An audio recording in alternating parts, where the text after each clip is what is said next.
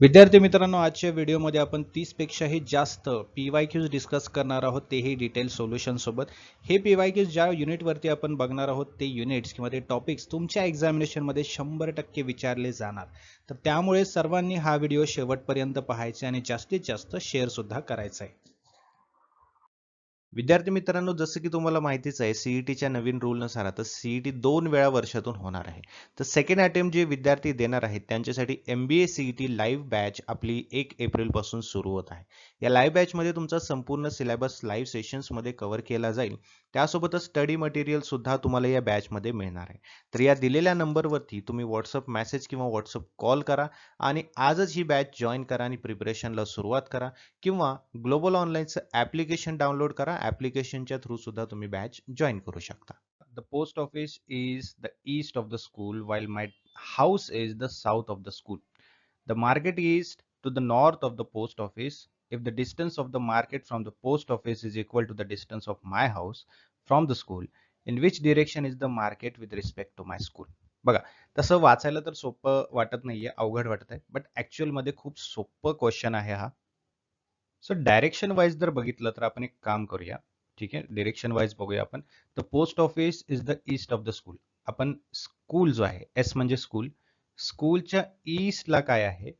Post office. Right, post office आहे. पुढे बघा, post office is the is to the east of the school while my house is the south of the school. आता स्कूलच्या south साईडला house आहे, घर आहे. ठीक आहे, हे झालं. पुढे the market is to the north of the post office. आता पोस्ट ऑफिस इथे आहे, पोस्ट ऑफिसच्या नॉर्थ साइडला मार्केट आहे. ठीक आहे, असं डायरेक्शन वाईज बघतो आहे आपण. बघूया, मार्केट आहे. ठीक आहे, the distance of the market from the post office is equal to the distance of my house. म्हणजे जितका हा डिस्टन्स आहे तितकाच स्कूल आणि हाऊसचा सुद्धा असायला पाहिजे, सिमिलर. ठीक आहे, म्हणजे समजा हे 4 किलोमीटर असेल तर हे सुद्धा 4 किलोमीटरच असायला पाहिजे. राईट. पुढे, in which direction the market with respect to my school. हा सोपा आहे, है ना. स्कूल पासून मार्केट हे विचारले आपल्याला. आता हे नॉर्थ आहे, इथे तर आपण डिरेक्शन बघितलेले आहेत, आपले डिरेक्शन आहेत, है ना. मग ही साइड कुठली डिरेक्शन असणार आहे? ही साइड असणार आहे तुमची नॉर्थ ईस्ट. ऑप्शन आहे का नॉर्थ ईस्ट? आहे. Option B north east exactly correct answer येणार आहे. सोप्या भाषेत हे आपल्याला उत्तर अशा पद्धतीने करता येऊ शकतं. पुढचा प्रश्न बघा. आता मोठा आकडा आहे थोडासा. ठीक आहे, 40,960, 10,240, 2,560, 640, 240, 10. आता जवळपास बघायला गेला तर पॅटर्न नुसारच समजायला पाहिजे आपल्याला. मोठा आकडा आहे, त्यामध्ये कमी कमी कमी कमी होत गेलेला आहे. ठीक आहे, मग या ठिकाणी मोठे आकडे असतात तेव्हा, म्हणजे ज्यामध्ये स्पेस नाहीये, समजा आता 40, 96, 0 असं असतं तर 3 आकडे आपल्याला सोबत दिलेत, बरोबर आहे. पण इथे एकच आकडा आहे जो मोठा आहे, आणि त्यानंतर बाकीचे पुढचे जे आकडे आहेत ते कमी कमी होत गेलेले आहेत. याचा अर्थ काय, इथे कुठे ना कुठेतरी भागाकार झालेला आहे, बरोबर आहे. मग भागाकार जर आपण व्यवस्थित करून बघितलं तर काय आन्सर यायला पाहिजे किंवा काय पॅटर्न यायला पाहिजे, है ना.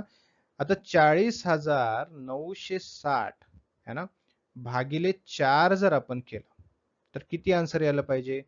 4 एक 4, 0, है ना. 4 दोन्ही 8, 1 उरला, 4 चौक 16, 1. किती येतं? 10,240 आहे का? बरोबर आहे, है ना. आता 10,240 ला परत 4 ने भाग दिला तर किती यायला पाहिजे? 4 दोन्ही 8, है ना. उरले किती? 2 उरले, 22. राईट. 4 पंचे 20, उरले किती? 2 उरले, झाले किती? 24. बरोबर आहे. 4 सक्कम 24 आणि 0, 2,560 आहे का? 2,560 बरोबर आहे, बरोबर आहे ना. यानुसार आपण जर तसंच भागिले 4 असं केलं, है ना, म्हणजे 2,560 भागिले 4 तर आपण केलं, है ना, तर आन्सर किती यायला पाहिजे? 640 यायला पाहिजे. 640 पॅटर्न मध्ये बसतोय. परत 640 भागिले 4 जर आपण केलं, है ना, तर आन्सर काय यायला पाहिजे? आन्सर यायला काय पाहिजे बघा, एकदा करून बघूया आपण, है ना. 4 एक 4, उरली किती? 2, 4 सक्क 24, है ना, आणि झालं 0. 160 यायला पाहिजे, आलंय काय? 200. मग यामध्ये दोषी आकडा कुठला आहे? दोषी आकडा 200 आहे. ते क्वेश्चन मार्क आहे का? नाही. क्वेश्चन मार्क असतं तर मिसिंग नंबर काढला असता. इथे दोषी संख्या आहे. दोषी संख्या आपलं 200 आहे. 200 आहे का ऑप्शन मध्ये? आहे. ऑप्शन बी. ठीक आहे, समजलं? पुढे बघा, 2880, 480, 92, 24, 8, 4, 4 असं दिलेलं आहे. क्वेश्चन मार्क आहे का? नाही. मग हा पण कुठला प्रश्न आहे? हा पण दोषी संख्या ओळखण्याचा प्रश्न आहे. ठीक आहे. आता सेम मागचा जो प्रश्न होता त्याचप्रमाणे इथे पॅटर्न सुद्धा आलेला आहे. कमी कमी होत गेलेली आहे मोठ्या संख्येवरून, राईट? या ठिकाणी पण जर आपण सेम पॅटर्न वापरला तर उत्तर बरोबर येईल का हे आपण बघूया, है ना? 2880 है ना, भागिले आपण 480 जर केलं तर आपल्याला एक्झॅक्टली संख्या कितीने भागाकार केले हे आपल्याला कळेल, है ना? याचा आन्सर येईल 6, राईट? याचा आन्सर काय येईल? 6 येईल, बरोबर? मग आता आपण उतरत्या क्रमाने करत जाऊया, बरोबर आहे? मग 480 ला जर आपण 5 ने भागलं, बरोबर आहे? 480 ला आपण 5 ने भागलं तर 96 आन्सर यायला पाहिजे, राईट? 96 ला आपण 4 ने भागलं तर आन्सर किती यायला पाहिजे? 24 यायला पाहिजे. 24 ला आपण 3 ने भागलं तर आन्सर 8 यायला पाहिजे. बघा आता 2880, 480, 96 यायला पाहिजे. त्यानंतर 24 आणि 8 बरोबर आलाय. मग इथे 92 दिलेला आहे. इथे किती यायला पाहिजे? 96 यायला पाहिजे. मग क्रम बरोबर येणार आहे. मग त्यानुसार क्रम बरोबर यायला पाहिजे, है ना? मग इथे दिले काय? 92 दिले. मग 92 ही कुठली संख्या आहे? 92 ही दोषी संख्या आहे. 92 ही चुकीची संख्या आहे. ठीक आहे. याचा राईट आन्सर आहे ऑप्शन ए, 92. पुढचा प्रश्न बघा, अत्यंत सोपा प्रश्न आहे. खूप सोपा प्रश्न आहे. कारण इथे डायरेक्ट रिलेशन दिले आपल्याला, म्हणजे कंटिन्युअस रिलेशन दिले, कुठेच आपल्याला चेंज नाहीये, है ना? पहिला आहे तुमचा x, है ना, इज ग्रेटर दॅन y, आणि त्यासोबतच x is equal to y. दुसरा आहे y is greater than z. ठीक आहे, y is greater than z, म्हणजे z हा y पेक्षाही x पेक्षाही मोठा आहे. आलं लक्षात? हे लक्षात घ्या. आता कन्क्लुजन बघा, दोन दिलेत. x is less than z, म्हणजे x हा z पेक्षा लहान आहे का? बरोबर आहे. बरोबर आहे ना, कारण z हा सगळ्यात मोठा आहे. आणि y हा x पेक्षा मोठा आहे का? Yes. x is less than y आहे, म्हणजे x हा y पेक्षा लहान आहे, म्हणजेच y हा x पेक्षा मोठा आहे, असाच अर्थ होतो ना. मग दुसरं कन्क्लुजन सुद्धा बरोबर आहे. ऑप्शन्स बघा, ओनली 1 आहे का? नाही. ओनली 2 आहे का? नाही. बोथ फॉलो आहे का? येस. नायदर फॉलोज आहे का? नाही. मग ऑप्शन सी इथे एक्झॅक्टली करेक्ट येतो आहे. ठीक आहे. आता पुढचा प्रश्न बघा, हा थोडासा ट्रॅप असू शकतो का? कारण नीट बघा प्रश्न काय विचारलाय. ठीक आहे, असं विचारलंय की m is greater than n. ठीक आहे, म्हणजे पहिला आपण काढूया, m is greater than n, बरोबर आहे. दुसरा आहे n is greater than o. ठीक आहे, तिसरा आहे o, है ना, इज ग्रेटर दॅन p किंवा o is equal to p. Right. आता नीट बघा प्रश्न काय विचारले, देन विच इज इनकरेक्ट, म्हणजे काय बरोबर नाही ऑप्शन पैकी हे विचारले. म्हणजे 3 ऑप्शन बरोबर आहेत आणि एक ऑप्शन चुकीचा आहे. तो एक ऑप्शन चुकीचा असलेला आपल्याला शोधायचा. ठीक आहे, आता m is greater than o दिलेला आहे. बघा बरोबर आहे का? m is greater than o बरोबर आहे, कारण m हा n पेक्षा मोठा आहे आणि n हा o पेक्षा मोठा आहे, तर ऑब्व्हियसली m हा o पेक्षा मोठा असणार आहे. बरोबर आहे. n is greater than or equal to p. n जो आहे हा p पेक्षा मोठा किंवा इक्वल टू p असायला पाहिजे, हे सुद्धा बरोबर आहे. आलं लक्षात? सी बघा, o is less than m. ठीक आहे, o is less than m आहे का? पहिल्याच ऑप्शन मध्ये आपण बघितलंय m is greater than o आहे. ठीक आहे, मग o is less than m आहे का? हे सुद्धा बरोबर आहे. ठीक आहे, आणि p is less than n आहे. p जो आहे, है ना, हा लेस दॅन काय आहे? n आहे. ठीक आहे, आता बघा याच्यामध्ये डी ऑप्शन एक्झॅक्टली बरोबर आहे, कारण p हा सगळ्यात शेवटी आहे, m हा सगळ्यात मोठा. बघा आपण आकृतीच्या वाईज बघितलं तर हा बघा m, ठीक आहे, हा n त्याच्यापेक्षा छोटा, हा o त्याच्यापेक्षा छोटा आणि p सगळ्यात छोटा असा आहे. मग आता p हा n पेक्षा मोठा आहे का? नाही, p हा n पेक्षा छोटा आहे.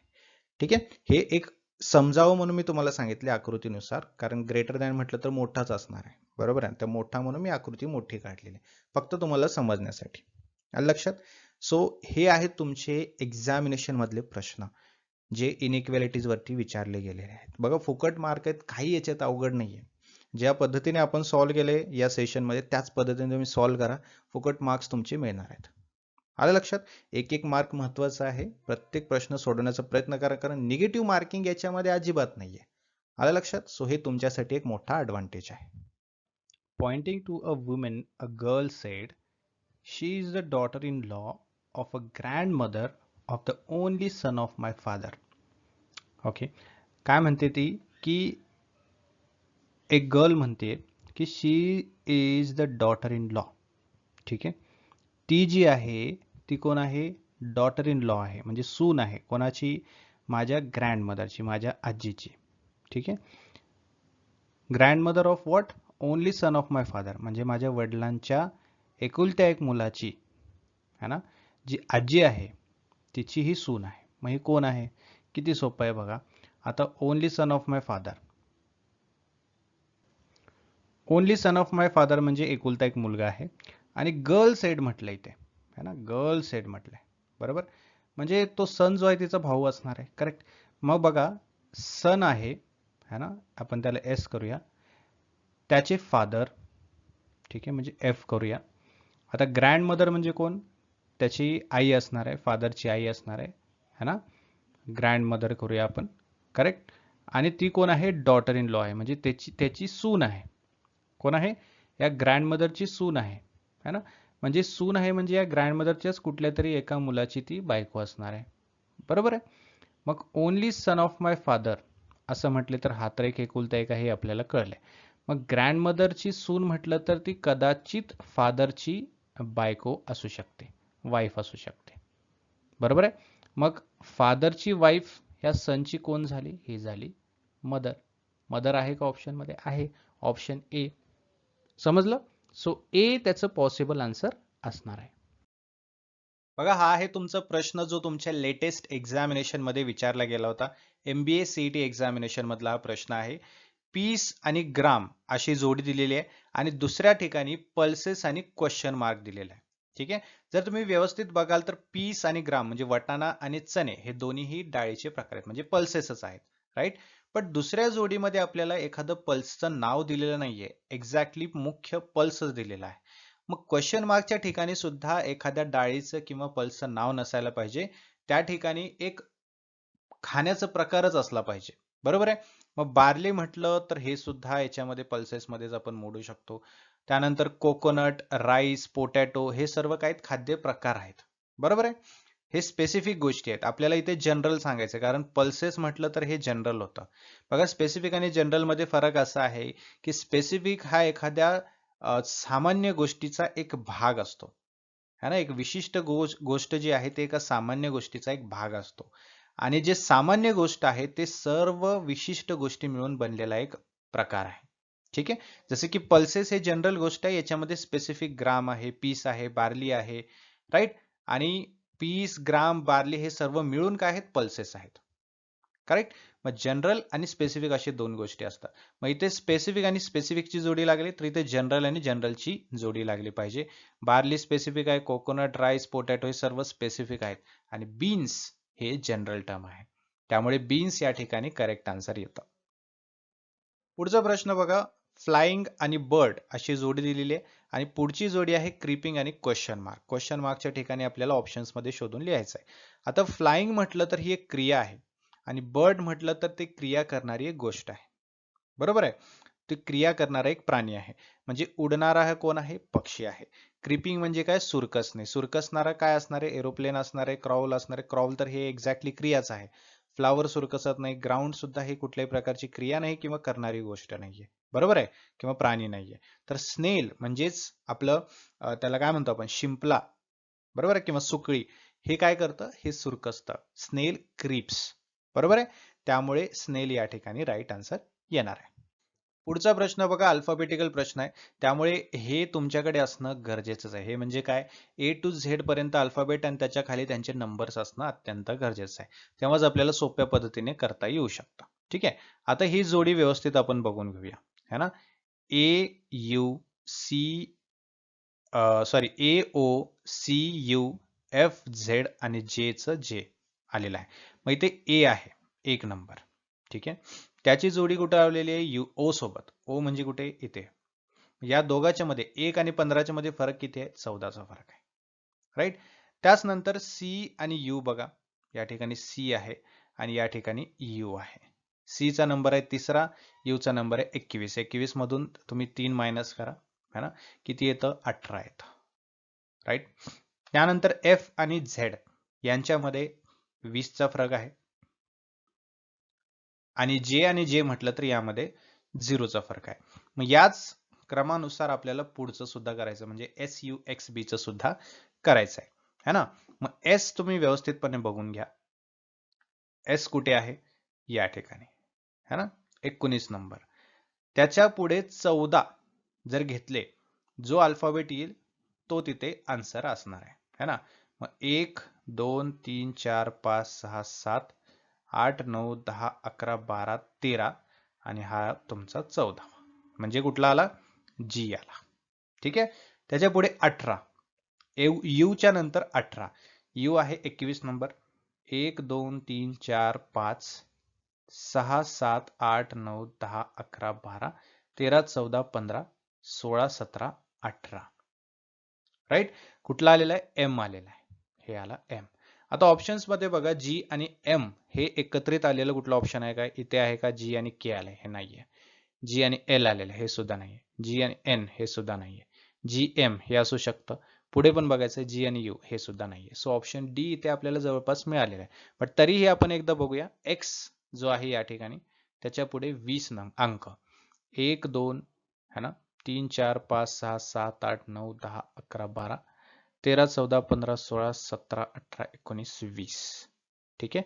आर असायला पाहिजे. जी एम आर आणि बी है ना, तर बी च्या बी तसंच राहिलं. जी एम आर बी आहे का ऑप्शन मध्ये आहे. ऑप्शन डी आलं लक्षात. सो असं जर तुम्ही व्यवस्थितपणे आखून घ्याल, हे अल्फाबेट्स आणि नंबर्स जर तुम्ही व्यवस्थितपणे आखून घ्याल तर तुम्हाला सोप्या पद्धतीमध्ये असे प्रश्न सोडवता येऊ शकतात. ठीक आहे. आता पुढचे प्रश्न बघूया. पुढचा प्रश्न बघा. आता या ठिकाणी 2 जोड्या दिलेल्या नाहीयेत, आपल्याला क्रमानुसार लावायचं आहे. ठीक आहे. जसं की हॅमॅटन, चिनूक, फोन है ना, तर याच प्रकारे पुढचा सुद्धा असणार आहे. म्हणजे यांच्या तिघांशीही जुळणारा असलेला संबंध आपल्याला दाखवायचा ऑप्शन्स मधून. ठीक आहे. मग तो विंड आहे का, की बर्ड्स आहे, फिशेस आहे, इन्सेक्ट आहे, फ्लाय आहे. म्हणजे हे 3 प्रकार कशाचे आहेत, तर हे आहेत तुमचे विंड्स, हवा किंवा वारा यांचे प्रकार आहेत हे. त्यामुळे विंड्स या ठिकाणी करेक्ट आहे. बघा पुढचा न्यूमरिकल आहे. 9 आणि 8 ची जोडी आहे. तसंच 16 आणि क्वेश्चन मार्क दिलेला आहे. मग 9 - 1 केलं तर 8 येतं. मग तसंच 16 - 1 केलं तर 15 यायला पाहिजे. बट 15 ऑप्शन्स मध्ये नाहीये. सो त्यामुळे नक्कीच हे पॅटर्न असा जो पॅटर्न आहे तो तर नसणार आहे. राईट. मग एक्झॅक्टली पॅटर्न कसं आहे, तर या ठिकाणी काय केलेलं आहे बघा. 9 जो आहे तो कशाचा वर्ग आहे, 3 चा वर्ग आहे. बरोबर आहे. मग इथे 3 - 1 म्हणजेच n-1 है ना, आणि त्याचा काय केलेला इथे घन केलेला आहे. बरोबर आहे. मग तसं केलं तर काय होतं 2 येतं. बरोबर आहे. म्हणजे 2 गुणिले 2 गुणिले 2 केलं तर किती होतं, बेदोनी 4 4 दोन्ही 8. बरोबर आहे. 8 येतं इथे. तसंच 16चं केलेलं आहे. 16 कशाचा आहे 4चा आहे. मग 4 - 1 बरोबर आहे, त्याचा घन म्हणजेच 4 - 1 केलं तर 3 है ना. 3 गुणिले 3 गुणिले 3 केलं तर किती होतं 27 येतं. 27 आहे ऑप्शन मध्ये आहे. Option C. ठीक आहे. अशा प्रकारे. आता पुढचा प्रश्न बघा. हा सुद्धा तुमचा 2024च्या एक्झामिनेशन मधला प्रश्न आहे. स्टेटमेंट काय दिलंय, ए इज ग्रेटर दॅन बी. म्हणजे ए हा बी पेक्षा मोठा आहे आणि बी आणि सी हे इक्वल आहेत. राईट. आणि C is less than D आहे. बरोबर आहे. म्हणजे बी सुद्धा लेस दॅन डी असायला पाहिजे. बरोबर आहे. मग यामध्ये 2 कन्क्लुजन दिलेत. या कन्क्लुजन पैकी कुठलं कन्क्लुजन बरोबर आहे हे आपल्याला ऑप्शन्स मध्ये दिलंय. तसं ओळखायचं आपल्याला. आता ए इज ग्रेटर दॅन डी आहे का. आता ए आणि डी चा डायरेक्ट संबंध आहे का, नाही. राईट. कारण इथे चिन्ह आपल्याला बदलताना दिसतोय. त्यामुळे ए आणि डी चं डायरेक्ट आपल्याला रिलेशन बघता येत नाही. त्यामुळे स्टेटमेंट 1 जो आहे तिथपर्यंत आपण डायरेक्टली पोहोचू शकत नाही. Can not be determined. B काय म्हणतोय किंवा सेकंड कन्क्लुजन काय म्हणतोय, बी इज है ना लेस दॅन डी.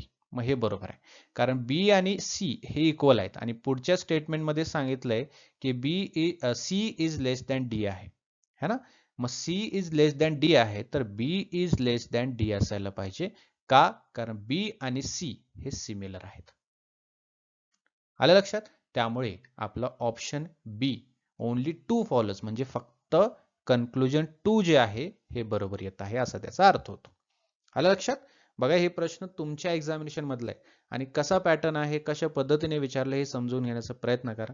कारण 70-80% जे प्रश्न आहेत ते रिपीट होत असतात एक्झामिनेशन मध्ये. त्यामुळे याचा तुम्हाला खूप मोठा फायदा होणार आहे. अशाच पद्धतीने सॉल्व्ह करायचं आहे आणि अशाच पद्धतीने तुम्हाला एक्झामिनेशन मध्ये मार्क्स मिळणार आहेत. आलं लक्षात? पुढचा प्रश्न बघा, 1, 3, 10, 21, 64, 129, 356, 777 दिले. बरोबर आहे. याच्यामध्ये क्वेश्चन मार्क आहे का? नाही. मग क्वेश्चन मार्क नाही म्हणजे याचा अर्थ काय? ते आपल्याला दोषी आकडा शोधायचा आहे, है ना. दोषी आकडा म्हणजे जो आकडा या पॅटर्न नुसार चालत असताना पॅटर्न मध्ये तो बसत नाहीये, असा आकडा आपल्याला शोधायचा आहे. बरोबर आहे. आता या ठिकाणी पॅटर्न कसं दिलंय बघा, 1 नंतर 3 आहे, है ना. 1 गुणिले 2 केलं तर 2 येतं, मग त्यामध्ये प्लस 1 केलं तर 3 येतं. बरोबर आहे. आता 1 गुणिले 2 केलं प्लस 1 केलं तर 3 आन्सर येतं. मग 3 गुणिले 2 केलं प्लस 1 केलं तर आन्सर किती यायला पाहिजे? 7 यायला पाहिजे. पण आलंय काय? 10 आलंय. बरोबर आहे. मग 3 गुणिले 3 केलं प्लस 1 केलं तर आन्सर येतो 10. ठीक आहे. आता याच्यानंतर काय आहे? 10 आहे. 10 गुणिले 2 प्लस 1 केलं तर 21 येतं. समजलं? मग 2, 3, 2 आणि परत इथे आपण 3 केलं म्हणजे 21 गुणिले 3 प्लस 1 केलं तर आन्सर किती यायला पाहिजे? 64. कळालं? पॅटर्न कसा आहे? गुणिले 2 प्लस 1 गुणिले 3 प्लस 1 गुणिले 2 प्लस 1 गुणिले 3 प्लस 1 असा हा पॅटर्न आहे. मग या पॅटर्न नुसारच आता आपण पुढे जाऊया. ठीक आहे. अगोदर मला हे व्यवस्थितपणे खोडून घेऊ द्या, आपल्याला स्पेस पाहिजे थोडासा. आता गुणिले 3 झालेला आहे. आता 64 गुणिले 2 प्लस 1 जर आपण केलं, बेदोनी 4 बेसक 12 है ना. सॉरी, बेचोक 8 आणि बेसक 12 यानुसार आपल्याला 129 आन्सर यायला पाहिजे. आलेला आहे. आता 129 गुणिले 3 प्लस 1 केलं तर आन्सर यायला पाहिजे 388. बरोबर आहे. 388 यायला पाहिजे. इथे काय? 356. मग या ठिकाणी आकडा जो आहे चुकीचा तो आहे 356, कारण इथे 388 यायला पाहिजे. बरोबर आहे ना. 388 आलं आणि समजा 388 गुणिले 2 प्लस 1 जरी तुम्ही केलं तर आन्सर 777 बरोबर येतं, है ना. बघा तुम्ही कॅल्क्युलेट करून बघा आन्सर बरोबर येतं का, है ना.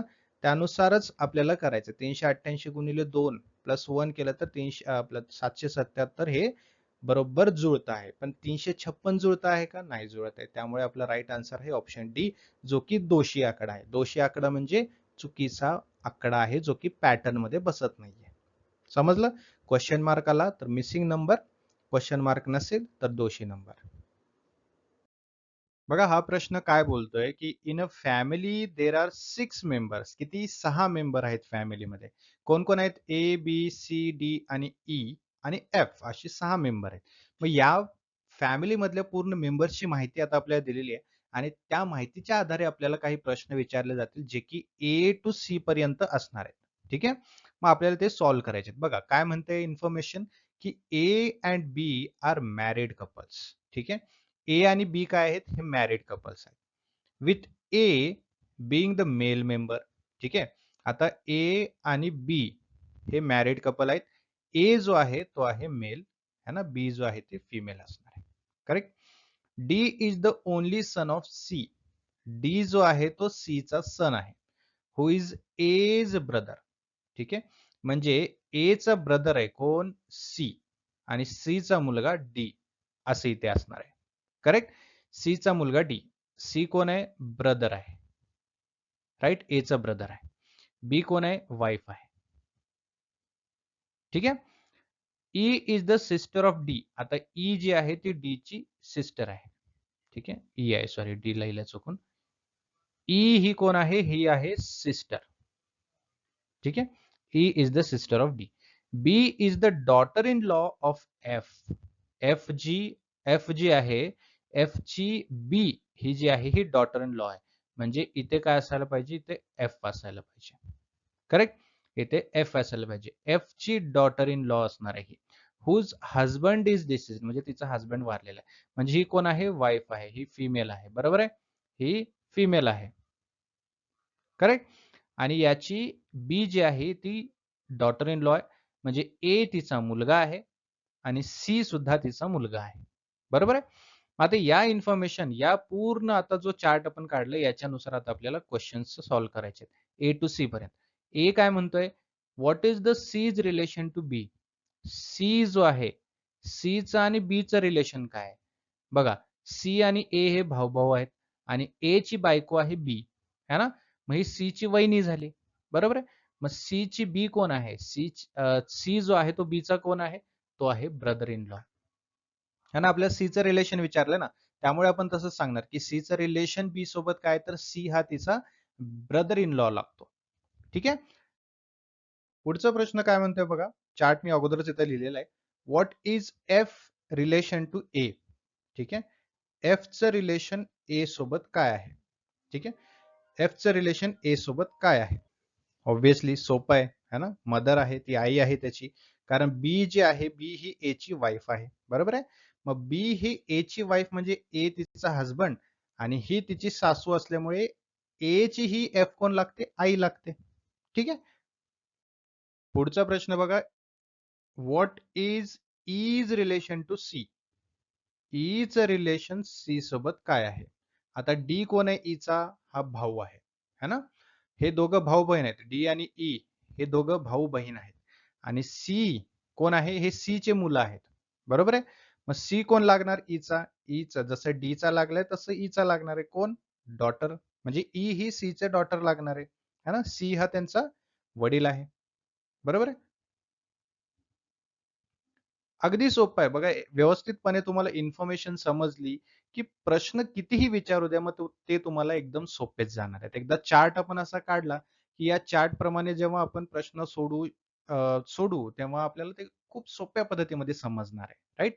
सो या पद्धतीचे जर तुम्ही टेक्निक वापरली तर तुम्हाला ब्लड रिलेशन क्वेश्चन मध्ये डोळे झाकून मार्क्स मिळणार म्हणजे मिळणारच. ठीक आहे. सो हे टेक्निक जे आहेत वापरलेले आहेत ते आपण यूज करायचे आहेत एक्झामिनेशन मध्ये, आपल्याला मार्क्स मिळणार. बघा पुढचा न्यूमरिकल आहे. 9 आणि 8 ची जोडी आहे, तसंच 16 आणि क्वेश्चन मार्क दिलेला आहे. मग 9 मायनस 1 केलं तर 8 येतं. मग तसंच 16 मायनस 1 केलं तर 15 यायला पाहिजे, बट 15 ऑप्शन्स मध्ये नाहीये. सो त्यामुळे नक्कीच हे पॅटर्न, असा जो पॅटर्न आहे तो तर नसणार आहे. राईट. मग एक्झॅक्टली पॅटर्न कसं आहे, तर या ठिकाणी काय केलेलं आहे बघा. 9 जो आहे तो कशाचा वर्ग आहे, 3 चा वर्ग आहे. बरोबर आहे. मग इथे 3 मायनस 1 म्हणजेच n मायनस 1 है ना. आणि त्याचा काय केलेला इथे घन केलेला आहे. बरोबर आहे. मग तसं केलं तर काय होतं, 2 येतं. बरोबर आहे. म्हणजे 2 गुणिले 2 गुणिले 2 केलं तर किती होतं, बेदोनी 4 4 दोन्ही 8. बरोबर आहे. 8 येतं इथे. तसंच 16चं केलेलं आहे. 16 कशाचा आहे, 4चा आहे. मग 4 मायनस 1. बरोबर आहे. त्याचा घन म्हणजेच 4 मायनस 1 केलं तर 3 है ना. 3 गुणिले 3 गुणिले 3 केलं तर किती होतं, 27 येतं. 27 आहे ऑप्शन मध्ये, आहे ऑप्शन सी. ठीक आहे. अशा प्रकारे पुढील प्रश्न, claymore is related to sword in the same way as Beretta is related to. म्हणजे इथं आपण काय म्हणू शकतो की क्लेमोर असं दिलेलं आहे, है ना. आणि तो कशाशी संबंधित आहे, स्वॉर्ड. राईट. मग त्याच्या पुढे जो शब्द असणार आहे तो असणार आहे तुमचा बेरेटा, है ना. आणि त्याच्याशी संबंधित क्वेश्चन मार्क आपल्याला शोधायचा आहे, है ना. बघा, क्लेमोर हे एका तलवारीचा प्रकार आहे आणि बेरेटा हे जे एक ब्रँड आहे जो की गन बनवतो. काय बनवतो, गन बनवतो. त्यामुळे गन या ठिकाणी एक्झॅक्टली राईट आन्सर येणार आहे. त्यासाठी तुम्हाला करंट थोडंसं माहिती पाहिजे. Castle, fodder, fish, question mark. ठीक आहे. आता या ठिकाणी कॅसल म्हटलं तर काय होतं, गाई म्हशी असतात. बरोबर आहे, जे की फॉडर बनवतात. मग फिश म्हणजे मासा, है ना. यासाठी नैसर्गिक अन्न म्हणून काय असतं, तर ते असतं तुमचं प्लॅंक्टन. ठीक आहे. हा उत्तम पर्याय या ठिकाणी आहे, म्हणजेच करेक्ट आन्सर या ठिकाणी असणार आहे. Select the pair with the same analogy, pain and sedative. आता बघा, पेन आणि सिडेटिव्ह अशी एक जोडी दिलेली आहे आणि ऑप्शन मध्ये सुद्धा काही जोड्याच दिलेल्या आहेत. तर पेन आणि सिडेटिव्हला मॅच करणारी अशी जोडी आपल्याला ऑप्शन मधून ओळखायची. त्याआधी आपल्याला माहिती असणं किंवा त्याचा अर्थ कळणं गरजेचं आहे. पेन म्हणजे काय? दुःख होतं, त्रास होतो, बरोबर आहे. आणि ते कमी करणारं म्हणजे आहे तुमचं सिडेटिव्ह, बरोबर आहे. मग तसंच मॅच करणारं बघायला गेलं तर ऑप्शन बी आहे. ग्रीफ म्हणजे दुःख, है ना. आणि ते कमी करण्यासाठी काय असतं तर सांत्वना म्हणजे कन्सोलेशन, राईट. त्यामुळे ऑप्शन बी या ठिकाणी करेक्ट आहे. पुढचा प्रश्न बघा, न्यूमरिकलच दिलेला आहे. 14 ची जोडी 9 सोबत आणि 26 ची जोडी क्वेश्चन मार्क दिलेला आहे. ठीक आहे. बघा, या ठिकाणी दोन प्रकारे आपण सोडवू शकतो. एक म्हणजे 14 जो अंक दिलेला आहे त्यालाच आपण डिवाइड केलेला आहे, म्हणजे 14 केलेला आहे आणि त्यानंतर मायनस 14 म्हणजे 1 आणि पुढचा त्याचा 4 म्हणजे 1 प्लस 4. उत्तर किती येईल? है ना, 1 आणि 4 5 येतं, म्हणजे 14 मायनस 5 केलं तर उत्तर येतं 9. बरोबर आहे, आलं 9. त्याचप्रमाणे 26 करून बघा. 26 मायनस 2 6. उत्तर किती येईल? 26 मायनस 8. बरोबर आहे ना. तर किती आन्सर यायला पाहिजे? इथे यायला पाहिजे 18. 18 आहे का ऑप्शन मध्ये? नाही, राईट. त्यामुळे ही जी गोष्ट आहे किंवा हा जो पर्याय आहे किंवा ही जी पद्धत आहे या ठिकाणी पूर्णपणे चुकीची ठरते. दुसरी पद्धत बघायला गेलो तर सेम, आता 14 आहे है ना, 14चा आपल्याला सॉल्व्ह करायचं आहे. तर 1 गुणिले 4, राईट, प्लस 1 अधिक 4, बरोबर आहे. म्हणजेच किती येणार? 1 गुणिले 4चं 4 आणि प्लस 1 आणि 4चं 5, किती येतं? 9 येतं. करेक्ट. तसंच 26चं आपण करून बघूया. 26चं, ठीक आहे. 2 गुणिले 6 प्लस 2 प्लस 6 म्हणजेच बेसख्ख 12 प्लस 2 आणि 6 8, किती येतं? 20. 20 आहे का ऑप्शन मध्ये? आहे. Option E. आलं लक्षात? सो ऑप्शन ई या ठिकाणी करेक्ट आन्सर येणार आहे. दोन पद्धतीने आपण केलं.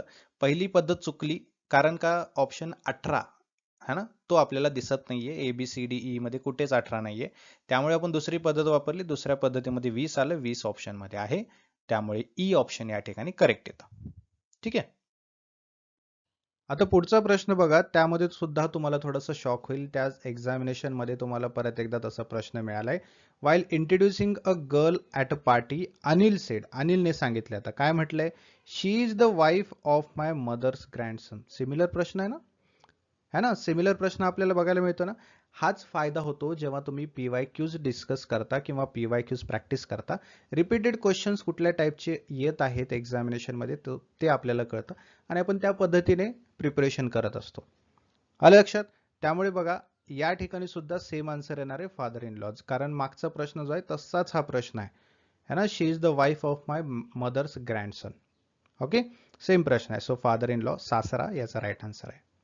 पुढचा प्रश्न बघा. Pointing to a photograph, a man said, I have no brother or sister, but the father of that man is the son of my father. त्याने काय सांगितलं? माझा भाऊही नाहीये, माझी बहीणही नाहीये, म्हणजे तो एकुलता एक असणार आहे, बरोबर आहे. But the father of that man, म्हणजे तो जो व्यक्ती ज्याला पॉइंट आउट करतोय फोटोग्राफमध्ये, हा जो माणूस आहे, हा कोण आहे? हा माणूस कोण आहे? तो माझ्या वडिलांच्या मुलाचा मुलगा आहे, है ना. आता समजा तो माणूस आहे ए, कोणता माणूस? ज्याच्याकडे पॉइंट आउट केले, है ना. त्याचे वडील आहेत बी, बरोबर. आता हा व्यक्ती काय म्हणतोय? त्याचे वडील म्हणजे त्याचे वडील बी आणि तो व्यक्ती आहे ए. या ए चे वडील बी जे आहेत ते कोण आहेत? माझ्या वडिलांचा मुलगा आहे, बरोबर आहे. माझे वडील म्हणजे कोण? सी असणार आहेत समजा, ठीक आहे. मग यांचा मुलगा हा, यांचा मुलगा हा, कारण बी ला भाऊ बहीण कुठलाच नाहीये, बरोबर आहे ना. मग ए कोण झाला? स्वतः त्या व्यक्तीचा मुलगा झाला, बरोबर आहे ना. स्वतः त्या व्यक्तीचा मुलगा झाला, कारण माझ्या वडिलांचा मुलगा, है ना, माझ्या वडिलांचा मुलगा, त्यांनी स्वतःच अगोदर सांगितले मला भाऊही नाही बहीणही नाही. मग माझ्या वडिलांचा मुलगा म्हणजे तो एकुलता एक असणार आहे आणि त्याचा मुलगा आहे तो म्हणजे कोण? त्याचा स्वतःचाच मुलगा आहे तो, बरोबर आहे. त्यामुळे राईट आन्सर आहे ऑप्शन बी, हिज सन. सोपं आहे ना. पुढचा प्रश्न बघा. While introducing Rajesh, Neha sed, his brothers father is the only son of my grandfather. How is Neha related to Rajesh? Okay, पहिलं बघा नेहा. ओके, नेहा काय म्हणते, राजेशला इंट्रोड्यूस करते. आता his brothers father.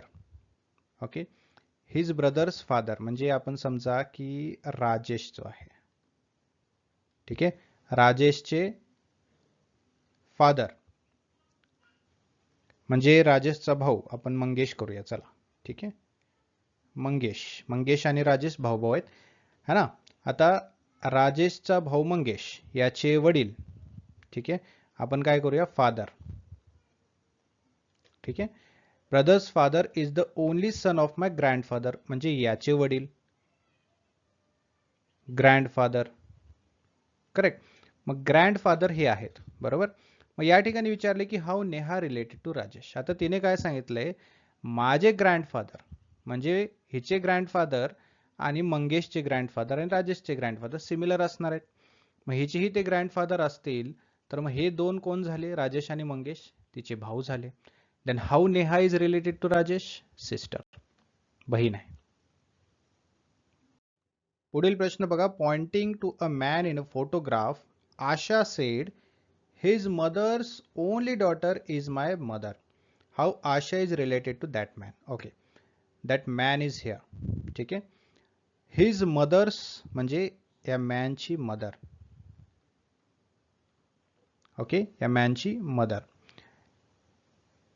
His mother's only daughter म्हणजे या मदरची डॉटर, बरोबर आहे, आपण इथे करूया डॉटर है ना. इज माय मदर म्हणजे या डॉटरची मुलगी आशा आहे, बरोबर, बरोबर आहे ना, या डॉटरची मुलगी आशा आहे. आशा आणि या मॅनचं काय नातं झालं. आता मॅन आणि ही डॉटर जी आहे म्हणजे आशाची आई जी आहेत हे कोण आहेत, ब्रदर आणि सिस्टर आहेत, बरोबर आहे, ब्रदर आणि सिस्टर आहेत. मग आशा आणि मॅन हे कोण झाले, बरोबर आहे ना. तर तो मॅन झाला तिचा मामा आणि ती आशा कोण झाली, त्याची भाची, बरोबर. त्यामुळे ऑप्शन सी ते नीस करेक्ट येणार आहे. ठीक आहे.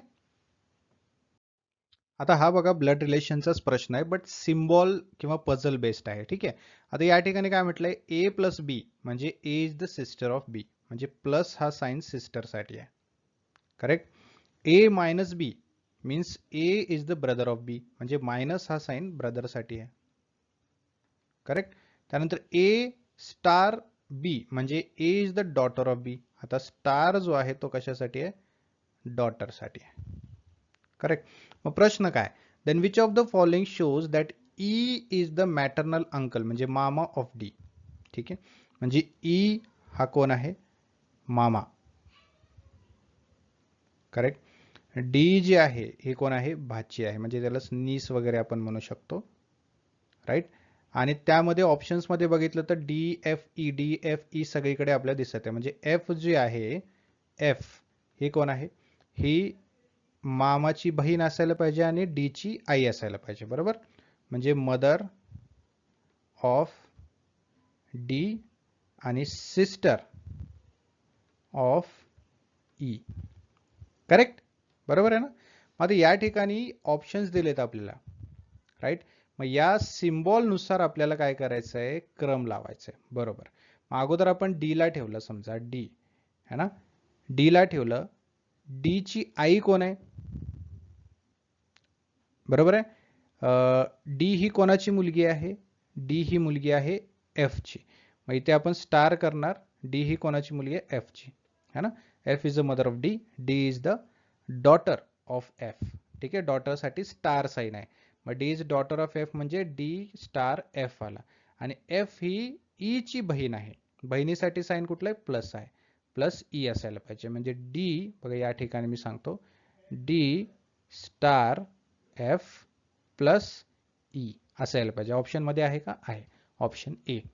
समजलं. आता हे सिम्बॉल दिलेत, या सिम्बॉल्स वरून आपल्याला नातं कोणत्या सिम्बॉल साठी लागतं हे बघायचंय, त्यानुसार क्रम लावायचा आहे. मुलगी, आई आणि तिचा भाऊ. ठीक आहे, असं क्रमानुसार लावलं तर आपल्याला ऑप्शन ए हे राईट आन्सर येत आहे. पुढचा प्रश्न बघा, after walking 6 kilometre I turn right and covered distance of 2 kilometre, then turn left and covered distance of 10 kilometre. In the end, I was moving towards north. From which direction did I start my journey? ठीक आहे, असं विचारलेलं. आता इथे समजा तो assume करूया आपण नॉर्थ साईडला डिरेक्शनला तोंड करून आहे. आफ्टर वॉकिंग 6 किलोमीटर, 6 किलोमीटर तो नॉर्थला गेलाय समजा 6 किलोमीटर. ठीक आहे, तिथून तो राईट टर्न घेतलेला आहे. राईट टर्न घेऊन तो 2 किलोमीटर चाललेला आहे. त्यानंतर त्यांनी डिस्टन्स कव्हर केलेला आहे आणि 10 किलोमीटर नंतर तो काय केलेला आहे, लेफ्ट टर्न घेतलेला आहे. ठीक आहे, 10 किलोमीटर. एक second.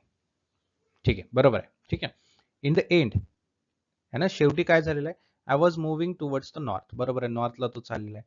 From which direction did I start my journey. ठीक आहे, मग आपल्याला ते विचारले कुठल्या डिरेक्शनने केलंय, तर ऑब्व्हियसली साऊथने केलेलं आहे. आता इथून जर बघायला गेलं तर हे कुठलं डिरेक्शन आहे, साऊथ आहे त्यासाठी, है ना, तर साऊथ याचं उत्तर करेक्ट येणार आहे. पुढचा प्रश्न बघा, Rasik walks 20 metre north, then he turns right and walks 30 metre, then he turns right and walks 35 meter, then he turns left and walks 15 meter, then he again turns left and walks 15 meter. In which direction and how many meters away is he from his original position? आता बघा, पहिली गोष्ट तर आपल्याला हे व्यवस्थितपणे मांडणी करावं लागेल. इथे बघा, या डिरेक्शन वरती है ना, नॉर्थ वाय आणि ईस्ट एक्स हे दोन्ही प्लस मध्ये असतात. राईट, आपण शिकलो आहे. साऊथ वाय आणि वेस्ट एक्स हे दोन्ही मायनस मध्ये असतात. राईट, हे गोष्टी लक्षात ठेवा. ठीक आहे, इथे आपण लिहूनच ठेवूया. त्यानंतर बघा, आता रसिक वॉक्स 20 मीटर नॉर्थ म्हणजे या ठिकाणावरून तो नॉर्थला आता वळालेला आहे. किती, 20 मीटर्स. मग प्लस मध्ये आहे है ना, आपल्याला एक्स आणि वाय हे काढायचं आहे. राईट, आता नॉर्थ हा वाय आहे. आता स्टार्ट पॉइंट तर आपण काय घेतो, नेहमी 0 आणि 0 असं घेतो. आता इथे आहे, पहिला आहे नॉर्थ. नॉर्थ म्हणजे काय, वाय. ठीक आहे, आणि प्लस मध्ये आहे. मग एक्स 0 आहे आणि वाय इथे आता काय येणार आहे, 20 मीटर्स. राईट, हे पहिला झाला. पुढे then he turns right, right, then he turns right. आता इथे आहे, इथून राईट घेतलाय त्याने, म्हणजे कुठे चालता, ईस्टला आलेला आहे, म्हणजे एक्स. ठीक आहे, आता एक्स ची व्हॅल्यू आपल्याला येईल. पुढे काय आहे, ईस्टला आहे तो. ठीक आहे, मग एक्स ची व्हॅल्यू किती आहे, 30 आणि इथे 20. करेक्ट. त्याच्या पुढे बघा, then he turns right and walks 35 metre. आता राईट घेतलेला, राईट म्हणजे आता कुठे तो, आता तो साऊथच्या दिशेने तोंड करून आहे. साऊथ म्हणजे वाय आहे आणि मायनस मध्ये आहे. राईट, वाय आहे आणि मायनस मध्ये आहे. मग वायचा आपल्याला काय 20च्या जागी आता घ्यावं लागेल, म्हणजे 30 आणि 20 मध्ये 35 काय करावं लागेल, मायनस करावं लागेल, कारण वाय हा मायनस मध्ये येतो, साऊथ मायनस मध्ये येतो. राईट, मग 35 मायनस 20 केलं तर आपल्याला मिळतं 15. 15 कसं येईल, मायनस मध्ये, कारण आपण 20 मायनस 35 करतोय बरं का, आपल्याला समजण्यासाठी आपण 35 घेतला. सो किती येणार इथे, -15. ठीक आहे, पुढे बघा, then he turns left and walk 15. आता इथून लेफ्ट, बरोबर, इथून लेफ्ट म्हणजे कुठे, आता परत तो ईस्टला, एक्स म्हणजे प्लस मध्ये, बरोबर, प्लस मध्ये, ईस्ट, ईस्ट म्हणजे एक्स, म्हणजे 30 मध्ये आता आपल्याला प्लस करावे लागतील. किती, 15 प्लस करावे लागतील. मग 15 प्लस केले तर 45 आणि -15. करेक्ट. पुढे then he again turns left and walk 15. आता लेफ्ट घेतलंय, परत लेफ्ट म्हणजे नॉर्थ कडे तोंड केलंय. नॉर्थ म्हणजे प्लस आणि वाय. ठीक आहे, नॉर्थ म्हणजे प्लस आणि वाय. मग 45 हा जसंच्या तसं आणि वाय मध्ये आपल्याला ऍड करावं लागेल, बरोबर ना. किती ऍड करायचे, 15 ऍड करायचे, म्हणजे -15 मध्ये जर +15 केले तर किती येईल, तर 0. बरोबर, मग आपल्याला किती मिळालं, 45 इतकं डिस्टन्स मिळालेलं आहे. मग 45 ऑप्शन मध्ये आहे का, आहे, ऑप्शन डी मध्ये आहे. फेस कुठे आहे, ईस्टला. ठीक आहे, आलं लक्षात, 45 मीटर्स तो चाललेला आहे आणि ईस्टला त्याचं आता डिरेक्शन असणार आहे. ठीक आहे, समजलं अशा प्रकारे. पुढचा प्रश्न बघा, there are 4 towns P, Q, R and T. Okay, Q is to the south east of P, R is to the east of Q and southeast of P, and T is to the north of R in line with QP. In which direction of P is T located? बघा, सोपं आहे. या ठिकाणी आपल्या direction काढूनच व्यवस्थितपणे समजू शकतं. Calculation नुसार जर आपण काढलं तर थोडंसं अवघड जाऊ शकतं. अशा प्रश्नाला डिरेक्शन वाईजच आपण काढलं तर व्यवस्थितपणे आपल्याला कळू शकतं. ठीक आहे, there are 4 towns P, Q, R and T. P, Q, R and T असे 4 टाउन्स आहेत. ठीक आहे, क्यू जो आहे is to the south east of P. मग आपण पी ला काय करूया, पी ला आपण सेंटर पॉईंट ठेवूया इथे. P is a centre point. ठीक आहे. पीच्या साऊथ वेस्टला काय आहे, क्यू आहे. साऊथ वेस्ट म्हणजे कुठे, हे साऊथ वेस्ट कोण आहे, क्यू आहे. ठीक आहे. साऊथ वेस्टला क्यू आहे. ठीक आहे. हे डिरेक्शन लक्षात ठेवा बरं का, हे आपण काढलेले इथे. त्यानंतर पुढे बघा, R is to the east of Q. आता क्यूच्या ईस्टला आपण एक्झॅक्टली ईस्टला काय करूया, कोणाला ठेवूया, आर ला ठेवूया. आता त्याच्या पुढे काय म्हटलंय बघा, साऊथ ईस्ट ऑफ पी है ना. R is the east of Q. क्यूच्या ईस्टला आर आहे आणि साऊथ ईस्ट पीच्या साऊथ ईस्टला आहे. आता हे साऊथ ईस्ट बरोबर आहे, बरोबर आलेलं आहे साऊथ ईस्ट है ना. पीच्या साऊथ ईस्टला आर आहे आणि क्यूच्या ईस्टला आहे आर. पुढे बघा, T is to the north of R. आरच्या नॉर्थला म्हणजे एक्झॅक्टली सरळ वरती कोण आहे, जस्ट अ सेकंड, व्यवस्थितपणे घेऊया आपण है ना. एक्झॅक्टली आरला, आरच्या नॉर्थला कोण आहे, टी आहे है ना. आणि पुढे काय म्हटलंय, is to the north of R in line with Q P. म्हणजे क्यू पी आणि टी, या क्यू पीच्या लाईनलाच टी सुद्धा असला पाहिजे असं म्हटलेलं आहे. ठीक आहे. आता हे लाईनला व्यवस्थितपणे आलेलं आहे. पुढे in which direction of P is T. आता पीच्या कुठल्या डिरेक्शनला टी आहे, तर ऑब्विस आहे इथे जर सरळ आपण बघितलं तर ही कुठली डिरेक्शन आहे, एक तर नॉर्थ आणि ईस्ट, म्हणजे हे नॉर्थ ईस्ट असणार आहे. मग नॉर्थ ईस्ट आहे का ऑप्शन मध्ये, आहे. ऑप्शन ए नॉर्थ ईस्ट हे एक्झॅक्टली बरोबर आहे. आता तुम्ही कन्फ्यूज नका हो, बघा हेच प्रश्न, हे माझे बनवलेले प्रश्न किंवा कुठून घेतलेले प्रश्न आहेत, हे तुमच्या एक्झाम मध्ये विचारलेला प्रश्न आहे. समजलं, तुमच्या एक्झामिनेशन मधला हा प्रश्न आहे. तर अशा प्रकारे तुम्ही हा प्रश्न सोडवू शकता डिरेक्शनचा. पुढचा प्रश्न बघा, the door of B's house faces east from the back side of his house. B walks straight 50 meters. Again he walks 25 meters after turning to his left.